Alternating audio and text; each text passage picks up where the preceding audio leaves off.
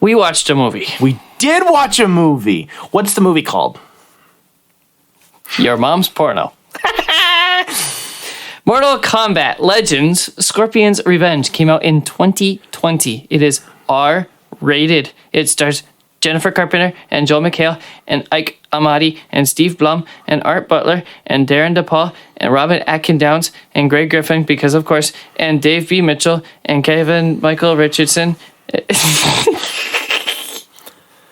I was going until you said something. So it's a direct-to-VOD adaptation of the early game's story, but with so much gore. It's so adult, and they say fuck. And it's pretty good. It is quite good. There's a lot of blood. There is so much fucking blood. I think this is more violent than the Mortal Kombat R-rated movie that we just got. Oh, yeah. In 2021. It like by tenfold. Yeah. This is disgusting. There were times I was like, holy fucking shit, dude. Like, chill, buddy. There's brain matter flying. This is insane. A lot of blood. I think it's interesting that they did the X-ray shots of like the modern games, basically. I thought that was cool. It changed it to black and red outlines as the evisceration was happening, but it made me realize that that was kind of something we were missing from the 2021 live action movie. It was missing a little bit of that pizzazz. Meaning they need to be more violent. The next one needs to be more violent. More gore. They need to crank it up. Like, it's fine. It reaches the point where it's comedic when you go for it. I mean, there were still nasty things. Oh, yeah. Like the hat saw blade thing. That was great. Like, that's one of my favorite kills in that movie. But we're also laughing because it's fucking hilarious. It's great. And that's the thing, is like when you do go, like it's like playing Doom. Like yeah, it's tense, but when you crank the gore up so much, it becomes so funny. Yes. So yeah, this is the fact that it released basically like right before the live action movie came out, is I think one of the reasons why that was received as like, God damn it, we're doing the same thing again, because they basically did. Yeah. Except this one doesn't have some writer's OC, and it just actually follows the characters. So big win for that. This is.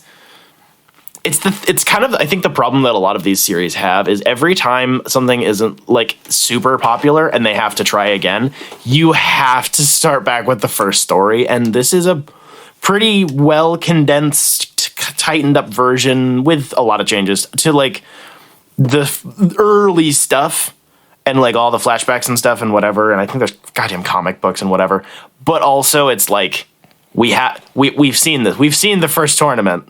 You know, but also not really. I don't know. It's just one of those things it's very simple. It's and got that's enough fine. story that you can follow it, but it doesn't have enough story that it bogs itself down. Right. It's the perfect balance of story and action. For a first entry, I'm really hoping that the next two movies after this, which I think they're making a fourth, there's other sequels to this, and they were also Animated. Received well, so I'm with about the same as this. I saw some drop off in the reviews. I haven't seen them though. It looks like they're leading into bigger stuff. The movie, and not on a cliffhanger, but it ends on like mega sequel bait, and it's like, damn, we weren't actually fighting the big bad, which they basically say the whole movie. They're like, this isn't even the bad guy, which is fair. It is just a little annoying, but like I think it's it's balanced enough. And that was the thing. It was I would have been a little annoyed if I had gone to theaters to watch this.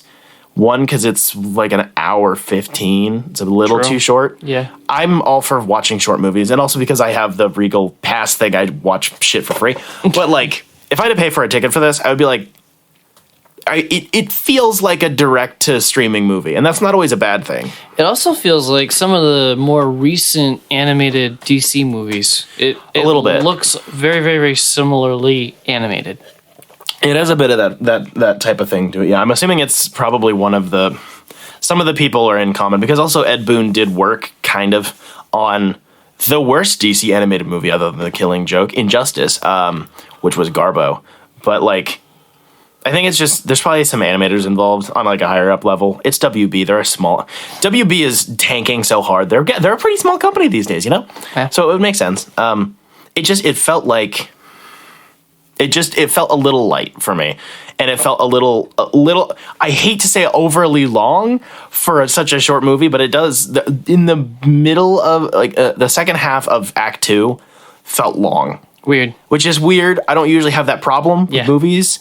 But when I'm already expecting I'm expecting short, nonstop action bullshit, and it was like a good 5+ minutes of dialogue, and I'm like, you can talk while you fight. This is a game series where a normal human, Sonya Blade, just crushed concrete by shoving someone into it and like killed someone in a street fight. Like, come on, like you can do anything with this.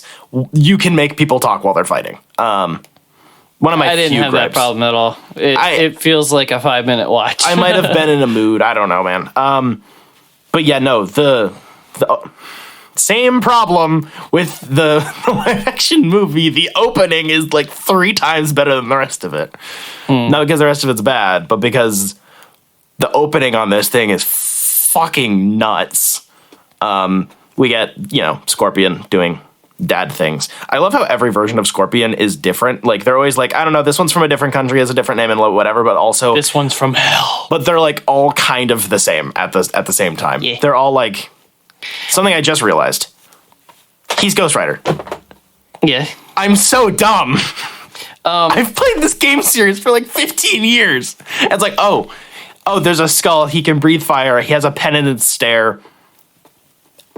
And they explicitly call him a spirit of vengeance. I'm so fucking dumb. This movie doesn't explain his powers. He has a backstory that's tragic, and then we jump forward in time, and then suddenly he's like bamfing around through the powers of hell, and it's like, yeah, he What? absorbed the hell juices when he was in the Nether Realm, because it's like, if you fight for me, you can see your kid, and then it's like, damn, bro, I missed that. give me that. times. Yeah, it's insane. How much would you spend? I kind of want it on Blu-ray, but also it's on HBO. And it seems to be one of the few things HBO isn't just deleting off the face of the planet. True. Because this debuted on there and in stores, like retail-wise. This was a direct-to-VOD movie, so... Let me look it up on Amazon and see if you would pay that price. I think I've seen it enough times in Walmart where I've considered it, at least. It's good to throw... It's a good party movie. It's a good thing to throw on with a group of people and just, like, eat chips and shit, you know? It's $12 Yes! on Blu-ray. Yeah, $12. I'd pay like under 20 for Blu-ray and a digital copy. I really like the animation. It's so I haven't mentioned it, I don't think, recently on our other podcast, Dime Comic Bros, because I've been blasting through a lot of DC animated movies because I've been bored, not really bored, avoidant of my life problems. And some of them have the worst animation I've seen in my fucking life for such a high budget production. A lot of them are really cheap. Some of them are not, but like there's some, especially recently, where the animation quality is just so low effort.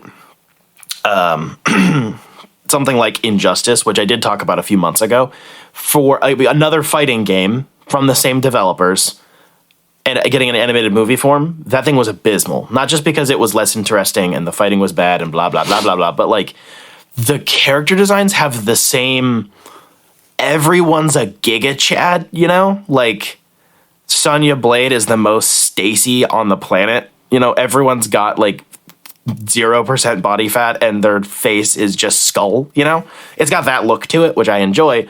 But for some reason, a lot of those other things cut costs in frames and all sorts of stuff. This is buttery smooth.